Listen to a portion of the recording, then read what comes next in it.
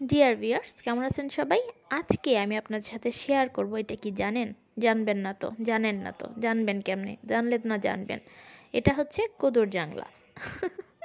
কোদর জাংলা বলার কারণ হচ্ছে, আমি ছোটোবেলা থেকে আমার মায়ের কাছে শুনেছি এক একটা আঞ্চলিক ভাষায় একে এক এক নামে ডাকা হয়। কেউ ডাকে মাচা, কেউ ডাকে জাংলা।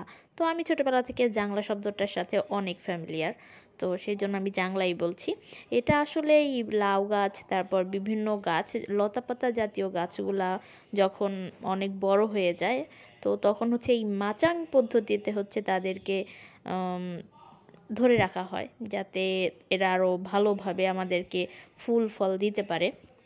তো যাই হোক, এই মাচাটা বেশ সুন্দরভাবে দেওয়া হয়েছে এবং আপনারা দেখতে পাচ্ছেন এই গাছটার লতাপাতা অলরেডি উপরের দিকে যাওয়া শুরু করে দিয়েছে এবং ইনশাল্লাহ কিছুদিনের মধ্যে এটা মাচায় চলে যাবে এবং মাচায় চলে গেলে দেখতে বেশ ভালো লাগবে। তবে আমার এখানে আসার পর এটা দেখে না মনে হচ্ছে এখানে আসলে কিছু আঙুর গাছ লাগিয়ে দেওয়া উচিত, সুন্দর সুন্দর থোকা থোকা আঙুর ঝুলবে।